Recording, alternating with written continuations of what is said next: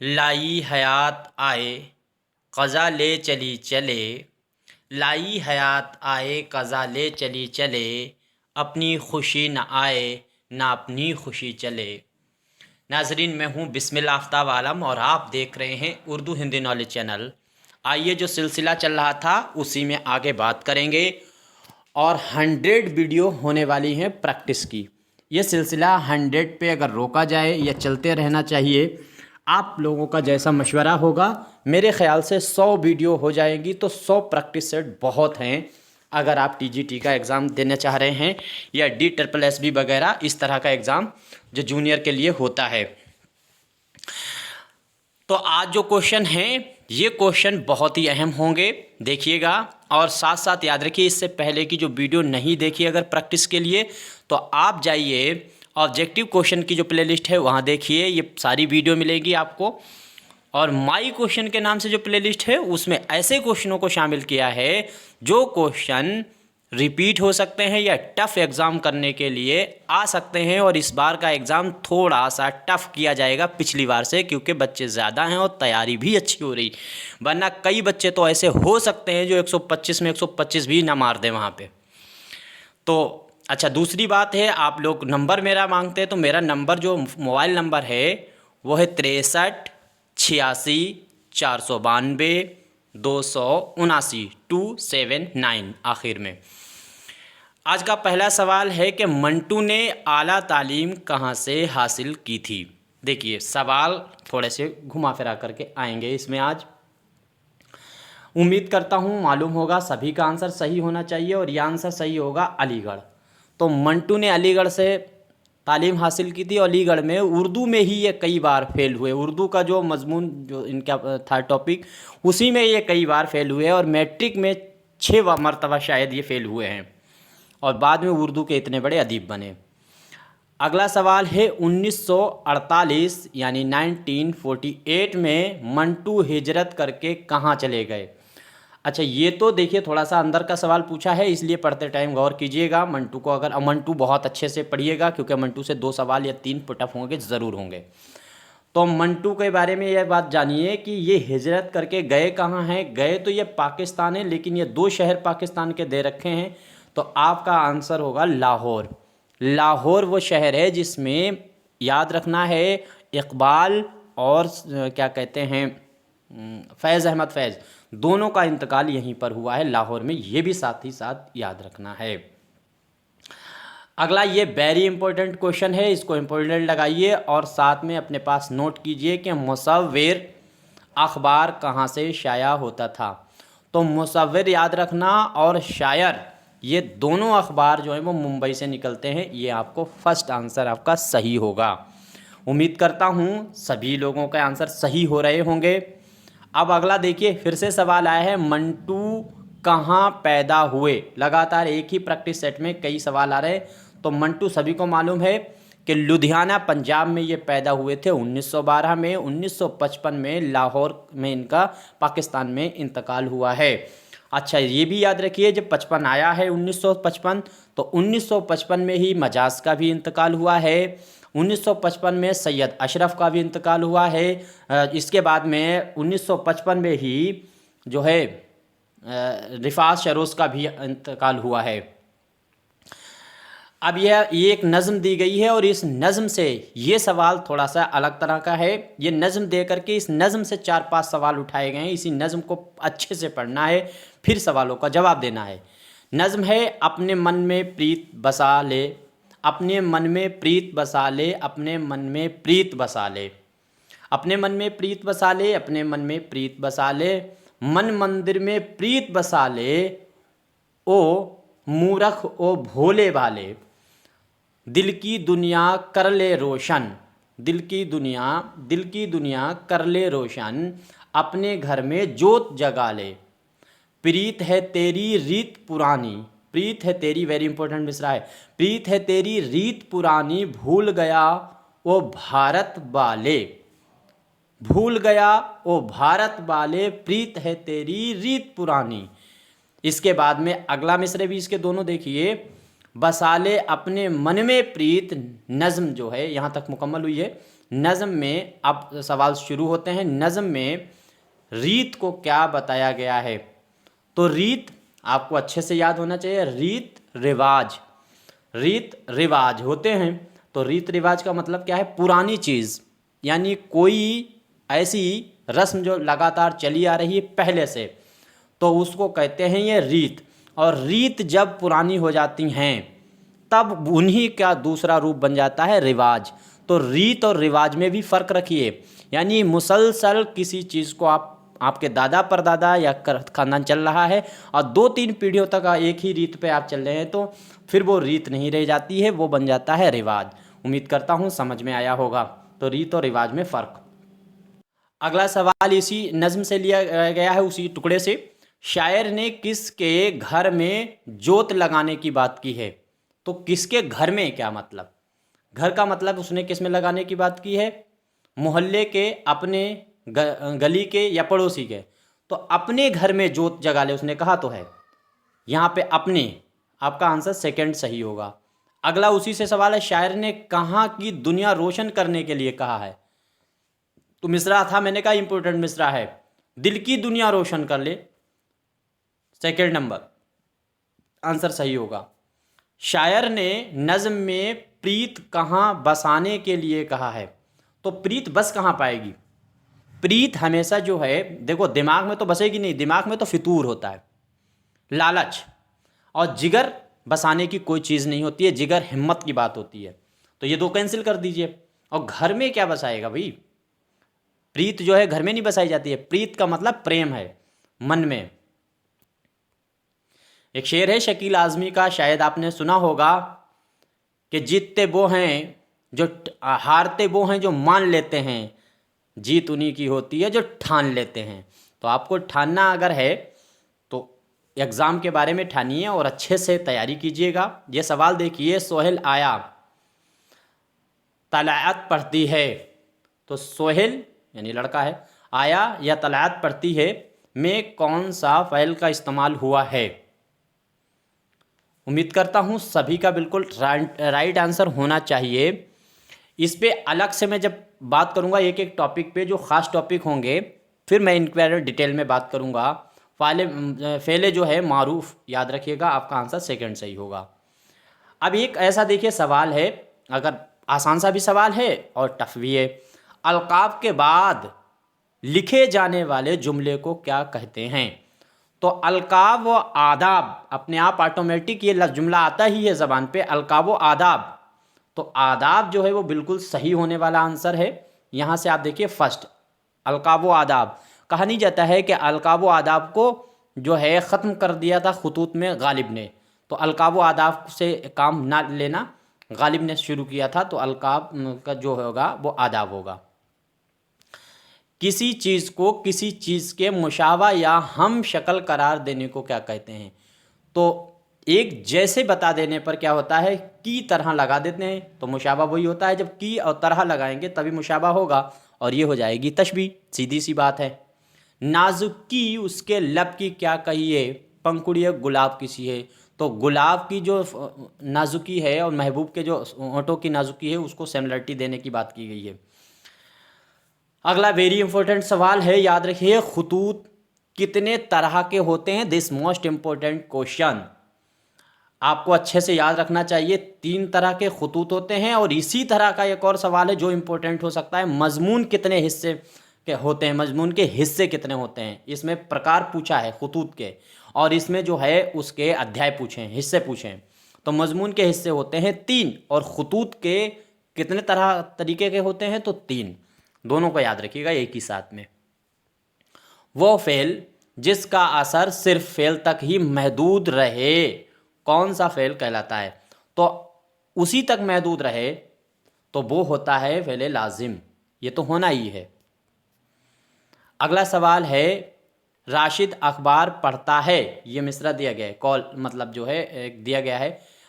अहमद ख़त लिखता है, तो पढ़ता और लिखता वाला है क्रिया के बारे में पूछा गया है, ये कौन सा फ़ाइल है? उम्मीद करता हूं आपका सभी का आंसर सही होना चाहिए। फर्स्ट आपका आंसर बिल्कुल सही होगा। अगला सवाल है, जिस फ़ेल में किसी काम का करना नहीं बल्कि होना पाया जाए उसे क्या कहते हैं? करना नहीं, होना पाया जाए, कंप्लीट की बात। तो उम्मीद करता हूँ सभी का आंसर ये बिल्कुल सही होना चाहिए और आसान सा सवाल है। आपका आंसर सही होगा सेकेंड। फ़ेल नाक़िस का नाम अच्छे से आपको याद रखना है। दूसरी बात याद रखिएगा, पिछले वीडियो में जो गलत होता है तो मैं उसको बताता रहता हूँ, और अगर कोई क्वेश्चन गलत आपको लगता है तो ज़रूर बताइएगा, मैं उसका सही आंसर जो है वो कमेंट में पिन कर देता हूँ। एक में से सवाल गलत हुआ था कि नालाए दर्द किसकी नज़्म है, मैंने इकबाल की बता दी, याद रखिए वो नज़्म चकबस्त की है, अच्छे से याद रखिएगा। अगर नोट कर लिया तो काट दीजिए, और नहीं तो फिर से नोट कर लीजिए। मकतूब आलिया किसे कहते हैं? मकतूब आलिया यानी सामने वाले को, कहने का मतलब मुखातिब जिससे है उसे मकतूब आलिया कहते हैं। लिखने वाले को कातिब कहते हैं। ख़त लिखेगा वो कातिब है, और जिसके लिए लिखेगा, जिसको कहेगा उस वो मकतूब आलिया है, उसी को मुखातिब करके जो लिख रहा है। वो यहाँ सवाल पूछ लिया ख़त लिखने वाले, अभी ये बात हो ही चुकी है, ये तो सभी को मालूम ही है। आपका फर्स्ट आंसर सही होगा। अब ये सवाल देखिए, नया तरह का सवाल है। हिकायत, हिकाये मज़ामीन किसे कहते हैं? हिकाया जो मज़ामीन होते हैं उसे किसे कहते हैं? तो हिकाया हिकाये से लिया गया है, याद रखिएगा, जिसमें कोई कहानी या वाक़या पेश किया गया हो। मोमिन का शेर नहीं सुना? वो मज़े मज़े की हिकायतें, वो जो हम में तुम में करार था, तुम्हें याद हो कि न याद हो, वही यानी वादा निवाह का, तुम्हें याद हो कि न याद हो। ये जो गज़ल है मोमिन की, उसी में इस लफ्ज़ का इस्तेमाल किया गया है, हिकायत का। अगला सवाल देखिए, जिस मज़मून में किसी इबारत या जानदार का ज़िक्र हो वो कौन सा मज़मून कहलाता है? तो किसकी बात करना है? इबारत और जानदार का ज़िक्र किया जाए तो क्या होगा इसमें? उम्मीद करता हूँ सभी का आंसर बिल्कुल सही होना चाहिए। इसमें होगा बयानिया मज़मून। किसी भी जानदार या इबारत को तरतीब बार लिख रहे हैं तो उसमें बयानिया अंदाज़ होगा, मज़मून होगा। अफसाना किसे कहते हैं? एक अच्छा सा सवाल है और आसान सा भी है, लेकिन गौर से पढ़िएगा, अलग अलग चीज़ों की तारीफ़ दे रखी है। तो जिस कहानी में सिर्फ जानवरों का जिक्र हो, ऐसे तो कोई कहानी नहीं जिसमें जानवरों का जिक्र, ये तो होना नहीं है। जिस किस्से में भूत प्रेत का जिक्र हो तो वो तो दास्तान में चला जाएगा। जिसमें ज़िंदगी की सच्चाई बयान की गई वो, यही आंसर है। जिसमें ज़िंदगी की सच्चाई बयान की गई हो, तो ज़िंदगी की सच्चाई किसमें? अफसाने में, मुख्तसर अफसाने में उसकी ख़ास खूबी है।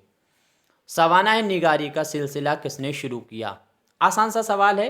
सबसे पहला सवाना निगार ही माना जाता है किसको?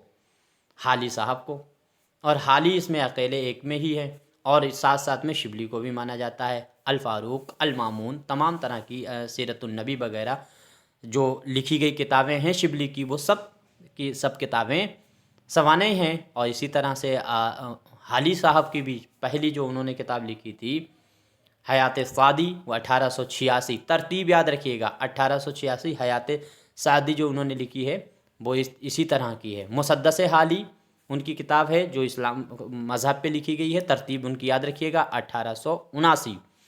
अगर पूछा जाए 1993 में कौन सी आई है तो मुकदमा शेर व शायरी।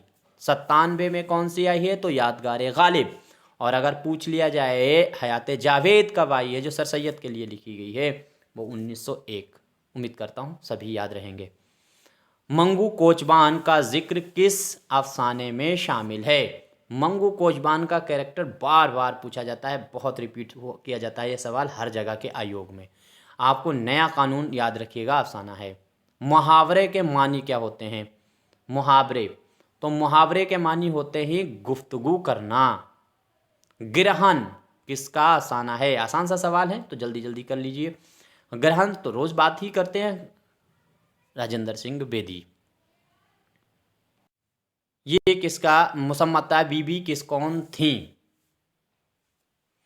ये आंसर आपका इसका होगा। तो ये एक अलग तरह का सवाल है। अमूमन बीबी का नाम पूछ लेते हैं, लेकिन इनका पूरा नाम है मुसम्मता बीबी। ये आपको याद रखना है, सर सैयद अहमद ख़ान की खादिमा का नाम है। अब शेर है, गए ले दोषा लबे बाम पर, देखा कि सोता था यहाँ सीम पर। तो इसमें क्या है कि बाम जो है आसमान की उड़ान, और जो क्या कहते हैं जो कोठा होता है छत, उसके लिए दोनों का आपस में एक दूसरे से मुसावा किया गया है। याद रखिए, तो इस्तारा इसमें इस्तेमाल किया गया है, क्या होगा? तो आसान सा सवाल है, पहला ये वाला होगा। मंटू का अफसाना कौन सा है? मंटू का बहुत आसान सा सवाल है। मंटू का अफसाना तो सभी हैं, बट पहला इनमें बताना है कौन सा है। ये सारे हैं, शिकारी औरतें हैं, बू है और धुआं है, लेकिन तमाशा जो है वो इनका पहला ही अफसाना है। अफसाना है भीख के मरकज़ी किरदार। बहुत अच्छा सवाल है, याद रखिएगा भीख के बारे में। तो रंजनी जो है, रजनी जो है, ये किरदार जो है वो इस सही अफसाने का है, रजनी। किस अफसाने को कहते हैं? सवाने किसे कहते हैं? सॉरी, सवाने किसे कहते हैं? आसान सा सवाल है, सभी को मालूम होगा। ये कोई ज़्यादा बड़ी बात नहीं है। चारों ऑप्शन देखिए। किसी शख्स या शख्सियत के ज़िंदगी के मुख्तलिफ पहलुओं का जिक्र, उसी को सवाने कहते हैं। अब एक सवाल देखिए कि ज़रबुल मिसाल में ज़रब के मानी क्या है? ज़रबुल मिसल जो कह दिया जाता है या मिसाल जो कहते हैं, तो उसमें ज़रब का मानी क्या है? चारों ऑप्शन आपके सामने हैं। किसी चीज़ को मारना या दोहराना को ज़रब का मतलब होता है मारना या दोहराना। ड्रामा किस ज़बान का लफ्ज़ है? ड्रामा, ड्रामा बहुत मतलब जो है इम्पोर्टेंट सवाल है, ये रिपीट हो सकता है, इसको नोट करिएगा ज़रूर। तो ये यूनानी है, अच्छे से याद रखिएगा, दिमाग में फिट कर लीजिए, यूनानी। चोरी और उसका कुफ़ारा किसकी आप बीती बयान की गई है? तो चोरी और कुफ़ारा में किसकी आप बीती बयान की गई है? जो चारों ऑप्शन हैं इनमें आपको याद रखना है, गांधी जी की जो हयात ज़िंदगी है उसको बयान किया गया है, और तलाश हक के नाम से भी इनकी सवानें लिखी गई है। आगे याद देखिए, माया, माया का किरदार किस अफसाने से लिया गया है? माया का किरदार, उम्मीद करता हूँ माया का किरदार कहाँ से लिया गया है? भोला। अफसाना जो भोला है किसका है? तो दाना और दाम जो अफसाना है, अफसानवी मजमुआ है वेदिका, उसी का पहला अफसाना है भोला, ये भी याद रखिए साथ ही साथ। कैलाश किस अफसाने का कैरेक्टर है? किरदार है कैलाश, तो ये है, चारों ऑप्शन देखिएगा, ये आप अच्छे से याद रखिएगा, भीख। इसके बाद में है दांत खट्टे करना। दांत खट्टे करना, आँख मारना, आँख चुराना, आँख छिपाना या सफ़ेद खून होना, यानी जो छोटे छोटे जुमलों में बात कह दी जाए, 3-4 लफ्ज़ों में करना, इस तरह के जो अल्फाज इस्तेमाल होते हैं वो हमेशा मुहावरे में होते हैं, और कहावत जो होती है वो लंबी होती है, एक पहचान है। 2 मुकम्मल टेंस मिलाए जाते हैं तब कहावत हो पाती है। जैसे आम के आम एक मिसरा हो गया, फिर गुठलियों के दाम, ये है कहावत। और ये क्या होता है मुहावरा? ये एक ही बात में बस आँख मारना, आँख झुकाना, मैंने अभी जो बात की है बस वही समझिए, तो मुहावरा है ये, दांत खट्टे करना। अगला सवाल देखिए,